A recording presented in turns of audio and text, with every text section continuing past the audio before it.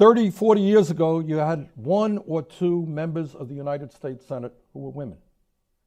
Today, we have had states where governor is a woman, senators are women, members of Congress are women, and while we still have a long, long way to go to break down sexist barriers in this country, nobody would deny that we have come a long way. I remember when I was mayor, I appointed the first woman police officer back in the 1980s. What a big deal that was. Walk around Capitol Hill today, it's not such a big deal. Overcome huge barriers in terms of sexism. In Vermont and all across this country, there is growing frustration that members of Congress, mostly men, I should add, are trying to roll back the clock on women's reproductive rights, in this case, the right of women to receive contraceptive services through their insurance plans. This attack is grossly unfair, and I hope that men will stand with women in the fight to protect this very basic right. And let me add my strong belief that if the United States Senate had 83 women and 17 men rather than 83 men and 17 women, my strong guess is that a bill like this would never even make it to the floor.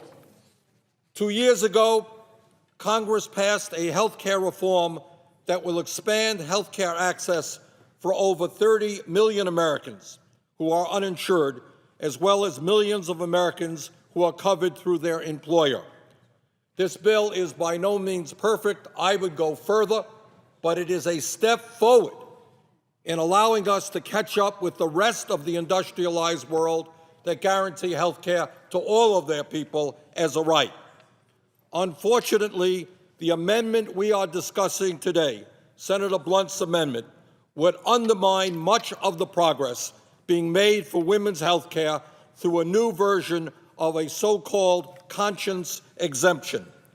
Not just content to attack women's rights, Mr. Blunt's amendment would go even further and seeks to deny patients access to any essential health care service their employer or insurance company objects to, based simply on the employer's, quote, religious beliefs and moral convictions, end of quote. This amendment would especially have an adverse impact on women's health. Starting in August, women enrolled in new plans will have access to a range of preventative services at no cost, but allowing the kind of extreme so-called conscience clause included in the Blunt Amendment would allow an employer to refuse coverage of contraceptives, annual well-woman visits, or even treatments for both genders like mental health services or HIV/AIDS treatment based not on a doctor's recommendation, but on the religious belief or moral conviction of a person's employer.